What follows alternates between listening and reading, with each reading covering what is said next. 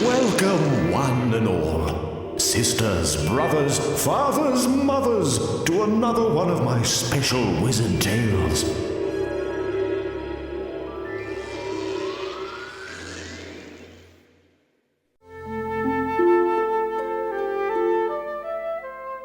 Hans and the Silver Skates. It was the year 1845, and the country of Holland was deep in winter.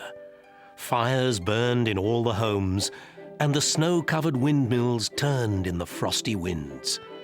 The rivers and canals were solid ice, and all day long the children of the villages would skate up and down the frozen waterways. It was great fun. If a family had money, they could afford proper metal skates. But if they were poor like Hans Brinker and his sister Gretel, they had to make do with wooden skates, and wooden skates weren't very stable. Hans! Oh! Ow! Oh! Cried Gretel as she and Hans fell down again. As they struggled to their feet, Jan and Peter, a pair of cowardly bullies, made fun of poor Hans and his sister. Ha ha ha! Is this your skate, Hans Brinker, or your sailing boat? Teased Peter as he picked up Hans's homemade wooden skate. Hans found Peter and Jan annoying, but he didn't mind too much. He knew they were just ignorant. But Gretel had a terrible temper, and she wanted to fight Peter, even though he was twice her size. Hans managed to calm his sister down, just as their mother called them home for dinner. At home, Hans and Gretel watched as their mother Loki served up the soup. Because they were so poor, the soup was made from old leftover fish heads. It looked awful. Hans knew the family couldn't go on living like this. Suddenly, he got up from the table and strode across to the dresser. He reached into a small wooden box and gently lifted out the most beautiful old pocket watch. "We must sell the silver watch," he stated. But Loki refused. Her husband, their father, had asked Loki to take care of the watch just before his accident. And that is what she would do. Loki reminded the children of how she came to have the watch. 10 years before, on a wild and stormy night, her husband Raff had shown it to her. "I want you to put this away in a safe place for me, my dear Loki," he said. But before Raff could explain where the watch had come from, there was an urgent knock on the door. Floodwaters were rising, and unless the dikes holding them back were strengthened, the whole village would be flooded. So Raff joined the village men as they desperately stacked sandbags onto the crumbling dike. Suddenly the dike gave way, and Raff was hurled into the water. He wasn't drowned, but he had not spoken a single word since that awful day. And what made it even worse was that just before he fell from the dike, Raff Brinker had hidden all the family's money. They had saved up 1,000 guilders and stored it in a large jar. But now Raff was unable to speak, and nobody else knew where the jar was hidden. "So, Mother, surely Father would understand if you sold the watch," said Hans. But Loki Brinker would not be swayed. Raff had told her the watch was not his. He was minding it for someone. The engraved initials on the watch confirmed this. They read LJB. So, whoever owned that watch also had the initials LJB, and Loki would rather be poor and hungry than betray her husband's trust to this LJB, whoever he was. The next day, Hans and Gretel set out for school as usual. As they skated off, Gretel turned around and saw the most amazing sight. Wow! A stork! It's a stork on our roof, Hans! Do you know what that means? She cried. Hans didn't have a clue, so Gretel told him. A stork landing on the roof meant good luck would come to all who lived in the house. Hans didn't believe in fairy tales and told his sister not to be so silly. But Gretel was certain. She could even see a strange magical light on the roof of the house. The Brinker family's luck was going to change all right, and that was a fact. When Hans and Gretel arrived at the school, the teacher gathered all the children together to make a very important announcement. The Great Canal Skating Race was to be held in 2 weeks' time. And this year, the village burgomaster had kindly donated a special prize for the winner of the race. It was a beautiful pair of silver skates. Silver skates! Fantastic! Yelled the excited children. But poor Hans and Gretel looked down at their heavy wooden skates. All the other children had metal skates that were much faster. There was no way Hans or Gretel could ever win the race. After school, the other children strapped on their metal skates and zoomed past Hans and Gretel, who scraped slowly along the frozen canal in their heavy wooden shoes. Someone else skated past Hans and Gretel. It was a strange-looking old lady carrying a cute little dog. That's Mrs. Dupree, the wealthy lady from Amsterdam, whispered Hans to his sister. Just then, the little dog, Fritzie, saw a cat and jumped right out of Mrs. Dupree's arms. The silly dog chased the cat onto a patch of dangerous, thin ice.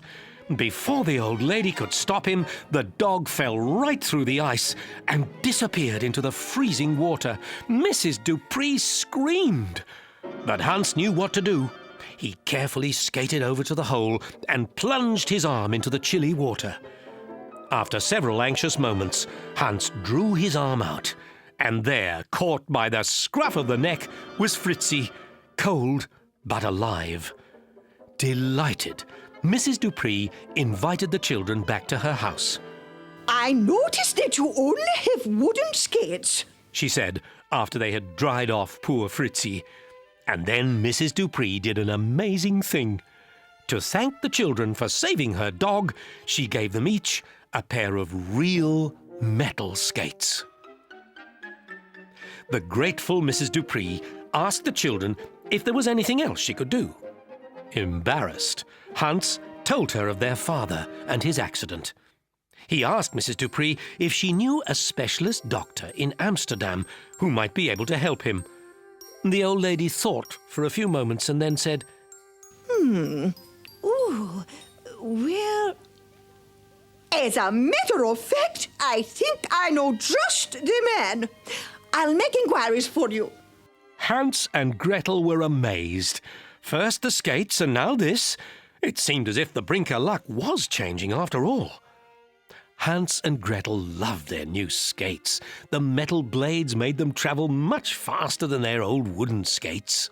I'm flying, Hans. I feel so free. These skates are like wings on my feet, cried Gretel as she raced her brother along the canals.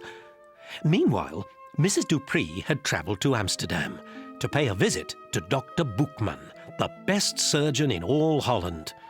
Mrs. Dupree finally convinced the busy doctor to visit poor Raff Brinker. The next day, Dr. Boekman arrived at the Brinker house and proceeded to examine Raff. Watched by Loki, Hans and Gretel, the doctor carefully prodded and poked the silent man. He spent many hours examining Raff Brinker and finally came to his conclusion.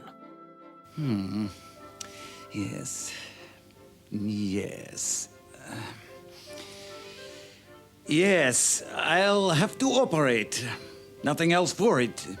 He has pressure on the brain, stated Dr. Boekman. As he left, the doctor remarked on how similar Hans looked to his own son, Lawrence, who had run away when he was just a boy. The operation was risky and expensive, and the Brinker family didn't know what to do. Finally, they decided. Raff would have the operation, and they would sell the silver watch to pay for it. Soon, the doctor arrived with his operating instruments and laid them out on the bed beside poor, silent Raff Brinker. The conditions were far from ideal for surgery, but Dr. Boekman went ahead with the operation anyway. Hours passed, and the Brinker family waited anxiously in the kitchen. The clock ticked loudly, and it seemed to the family that the operation was going on forever. Finally, the doctor completed his task. He leaned in close and yelled into his ear. Nothing happened, so the doctor yelled again. Incredibly, Raff Brinker stirred. There's no need to shout. I can hear you, he whispered. Loki couldn't believe her husband could talk again, and Hans and Gretel were delighted that their father could now hear them. As Dr. Bookman gathered his instruments, he left the Brinkers with a warning. So make sure he is not upset by anything. Mind my words. He must stay calm and quiet. Some weeks passed, and Hans travelled to Amsterdam to pay Dr. Bookman. Instead of selling the watch, Hans had traded his new skates for the money, but the doctor would not accept it. Dr. Bookman told Hans of his own son, Lawrence, who had been missing for 10 long years. He explained that curing Raff Brinker had brought him joy for the first time since Lawrence disappeared, and that was payment enough. Aware that she should not cause her husband any worry, Loki carefully found out where he had hidden the family's money. He had buried the jar full of coins in the garden, near the tree on the south side. Hans immediately started digging near the tree as Loki and Gretel looked on excitedly. But the news was not good. No, Mother, it's not here, said Hans. It seemed as if thieves had somehow found the money. The Brinker family would have to live on the money from Hans's skates. Raff Brinker was slowly recovering. His memory was starting to improve and he could begin to move about. As he looked out the window for the first time, Raff noticed a change. Loki, there's a new tree in the garden, he said. Loki explained that the old tree had died 5 years ago, so they'd planted a new one. And then the realization hit her. They'd been looking for the money in the wrong place. Perhaps it was there after all. Raff's memory was returning fast, so Loki asked him about the silver pocket watch.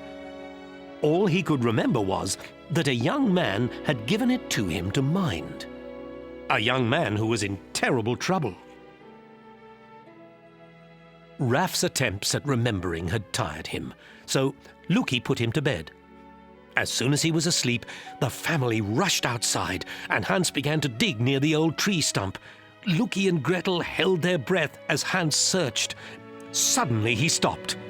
I found it, Mother! I found it! Cried the excited boy, and sure enough, there was the jar with all their savings, 1,000 guilders. At last, the Brinker family could afford to live a decent life. Well, Gretel was certain of one thing. The family's change of fortune was due to that stork landing on the roof, and now even Hans believed her. A few weeks later, Dr. Bookman returned with a colleague from England, a Dr. Smithers. The two doctors poked, prodded, and tested Raff to check on his recovery.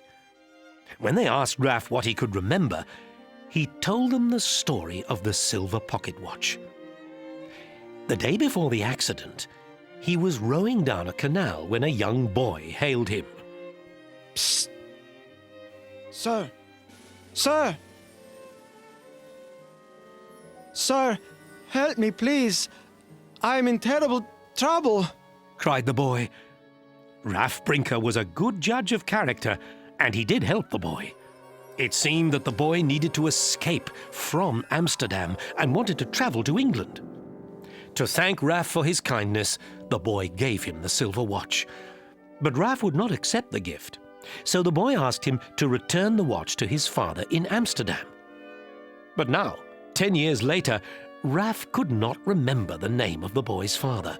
All he could recall of the boy was that he wanted his father to write to him at somewhere called Jackig's in London.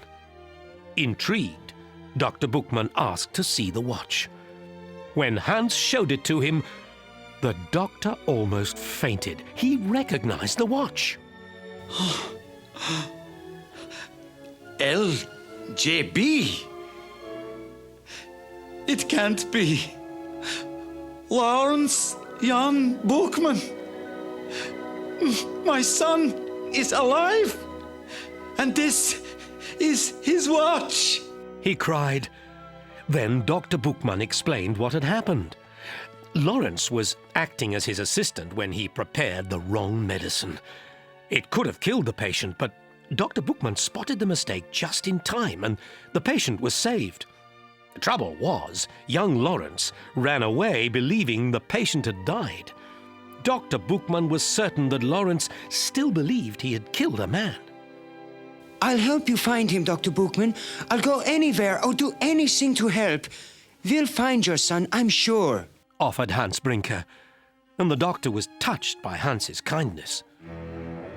Excitement was in the air, for it was the day of the Great Canal Race. All the village children were gathered at the starting line, eager to be off. As Hans Brinker helped his sister tighten her skates, he gave her some wise advice. Remember, not too fast at the start. Save your energy, Gretel, he said. Because he had sold his skates, Hans had withdrawn his entry, so it was up to Gretel to win it for the Brinker family. The starter held up his flag, and the children held their breath. Ready, set, go! They were off, skating as fast as they could down the frozen canals. As Hans watched the children skate off, he heard someone call his name, and he turned around to see Dr. Bookman running towards him, holding a brand new pair of skates. Quick, put them on. You might still have a chance, explained the out-of-breath doctor. He had re-entered the boy in the race, and if Hans skated well, he may catch up with the leaders. Gratefully, Hans quickly strapped on his new skates and set off after the other children. Meanwhile, in the middle of the other races, Gretel was remembering her brother's advice. Not too fast at the start and save your energy. The two bullies, Peter and Jan, were advancing through the field, but they were cheating and pushing over the smaller children. Moving well on his new skates, Hans Brinker began to catch up, and soon he started to pass Peter and Jan. They tried to push him over too, but Hans tricked them, and the two bullies went flying into the snow. Hans made his way through the entire field. Well, there was only one skater ahead of him. It was his own sister Gretel. She'd followed Hans's advice and had plenty of energy left to sprint to the finish. Gretel! Go! Go, Gretel! Yes, hooray! Gretel glided over the finish line. She had won, and Hans was right behind her. Luki, Raff and Hans Brinker proudly watched as Gretel was presented with the magnificent silver skates.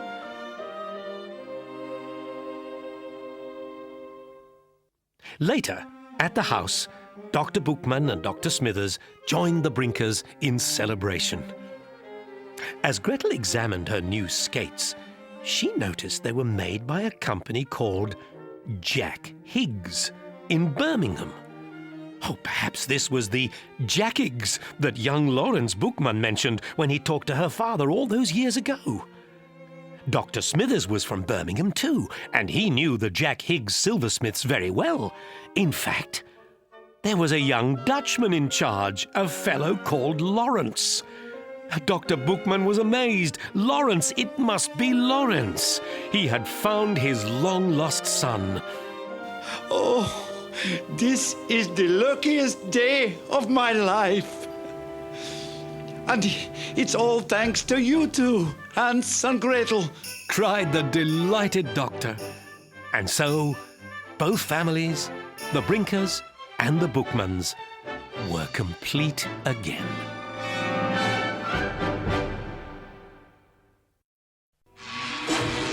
And thus another fine wizard tale concludes. Sisters, brothers, fathers, mothers, join me again soon for another classic tale. Won't you?